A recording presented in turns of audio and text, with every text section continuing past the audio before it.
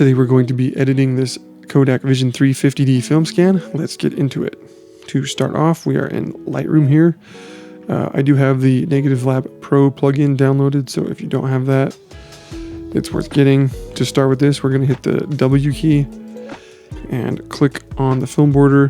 That will white balance our image.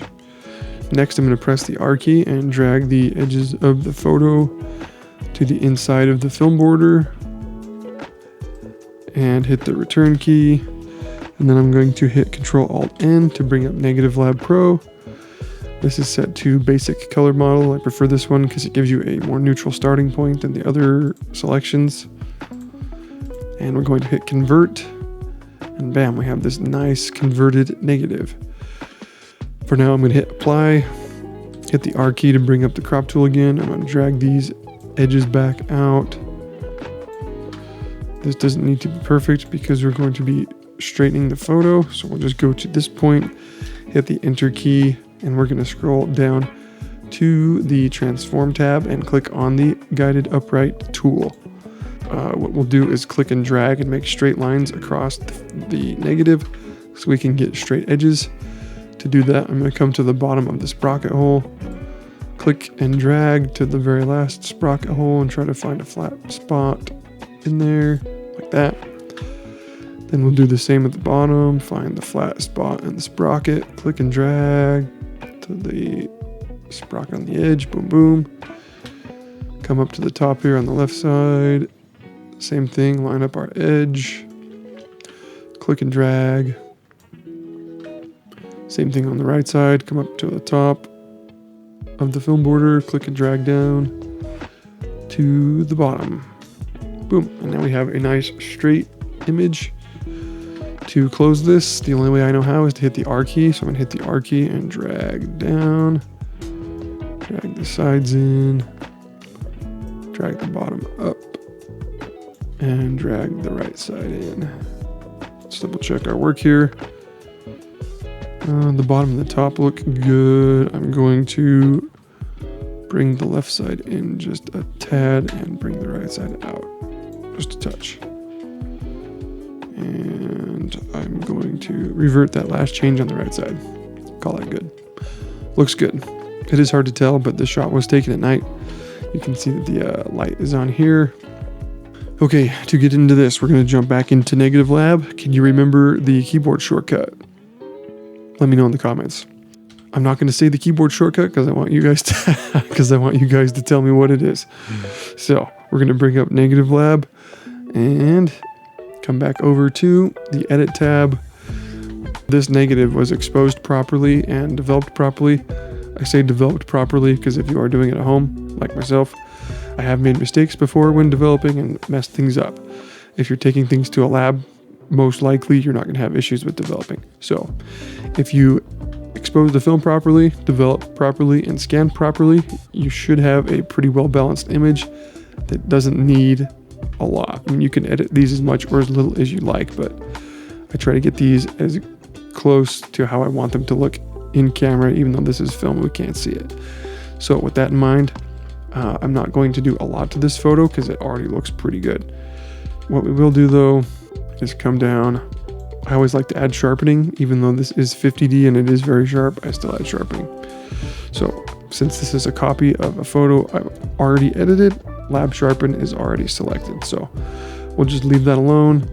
I don't really need to mess with the different white balances. I don't think, I can't remember which one the original edit that I did was. It may be auto average because that is just a touch cooler. Since this was a nighttime image and the lights in the parking lot are very cool, this looks more accurate to the lighting at the time.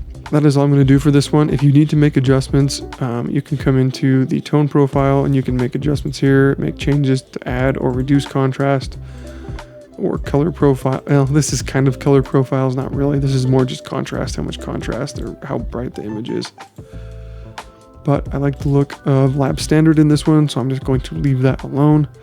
If you need to make advanced adjustments, like you need to make some serious color shifts, you can do that with the curve points, a little bit with the process order, and then the color density. You can make some pretty good adjustments there. You can add or have neutral density or subtract density.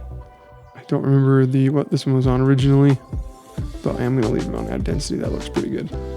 Sometimes you can tell a difference between color first and tones first on process order. On this particular image, I can't really tell, so we'll just leave that alone.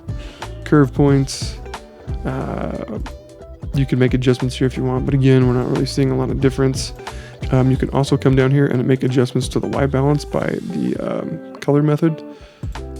And I've never really noticed a difference between vintage and standard toning, so let's not mess with any more of that. Let's keep moving along here. So I'm not going to do anything else here in Negative Lab. I'm going to click Apply, and then we are going to send this to Photoshop. So right click, Edit in Photoshop.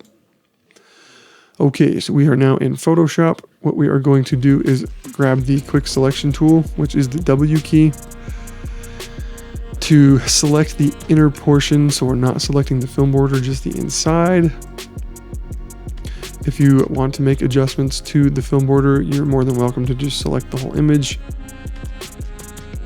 You can see how I have selected the film border here. Hold the Alt key, click and drag, and then that will remove the selection tool. We'll take it back, and we should be able to just pretty easily. All right, that's good enough there. Let's continue along here. I think I've got everything except for the border. So again, hold the Alt key and drag over by the film border, and it will push the selection back to the edge, most likely. So I'm just clicking, dragging, and then using Alt click to push the selection back to try to get it as smooth as possible. It's not going to be perfect, and that's okay.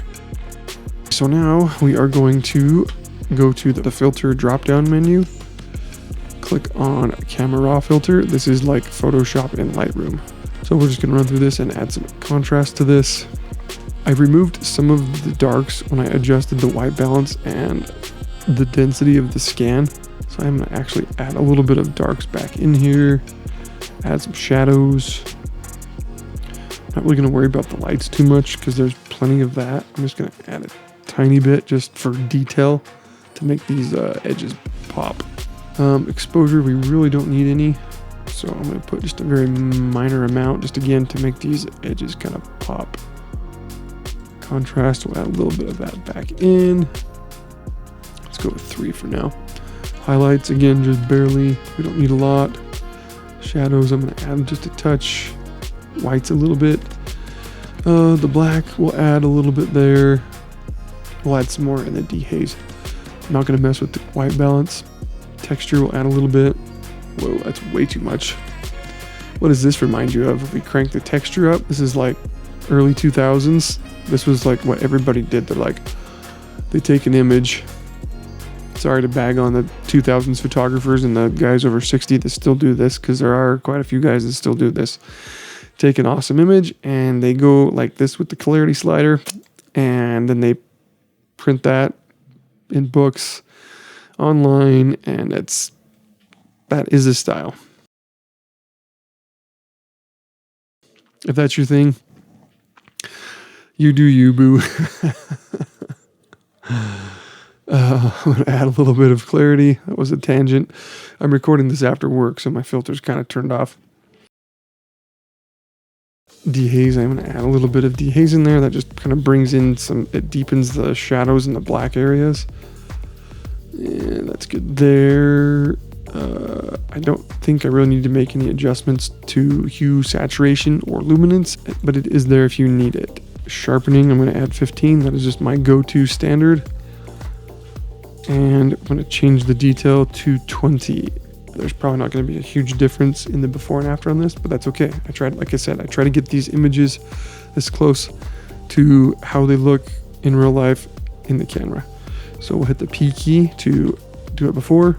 There's after. You can see we've added some contrast, but we've kept the highlight areas and everything, so everything pops really nice. So I'm going to hit I'm going to hit click OK, and then I'm going to hit Control S to save this. So this is the 4th time recording this video in 2 days. I'm not going to go through the dusting process on this one. I have a video that you can check out. I'll link it in the description if you want to see how to dust. So at this point, I'm going to hit Control D to deselect the image, Control S to save it. That will send it back to Lightroom. It says edit-2.tiff.